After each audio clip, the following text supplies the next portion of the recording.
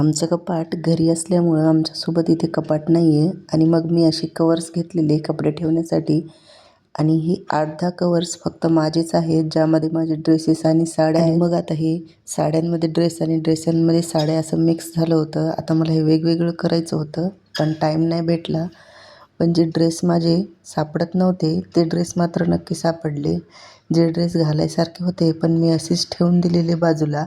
थोडा काहीतरी प्रॉब्लेम असल्यामुळं ते बरेच दिवस घातलेच नाहीत.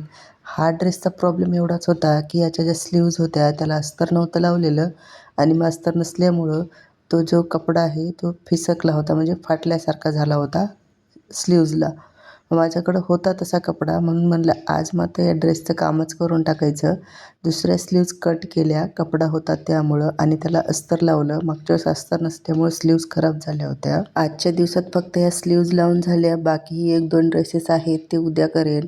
आणि जी बाजूला करायची होती कपडे, साड्या आणि ड्रेस, ते मात्र करायचं राहून गेलं आणि ते तसेच कवर्स ठेवून दिले, कारण मला नंतर जायचं होतं हळदी कुंकाला.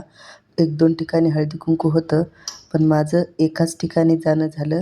वसमतला जायचं होतं 1-2 ठिकाणी, पण संध्याकाळची वेळ असल्यामुळं इथून जाणं शक्य झालं नाही आणि फक्त इथलं एक जे हळदी कुंकू होतं तेच केलं. स्लीव्ज लावल्याच्यानंतर ड्रेस असा दिसत होता. ड्रेस खूप सुंदर आहे, घातल्याच्यानंतरही खूप सुंदर दिसतो, पण स्लीव्जमुळं मी असाच टाकून दिलेला. आता मात्र हा ड्रेस एखाद्या हळदी कुंकाला पण घालता येईल असा आहे आणि लग्नातसुद्धा कुठे घालून जाऊ शकतो, कोणत्या कार्यक्रमालाही घालू शकतो.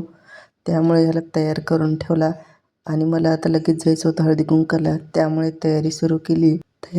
मेकअप केला आणि मग जाऊन आली हळदी कुंकाला. असा होता माझा आजचा डे. बाय.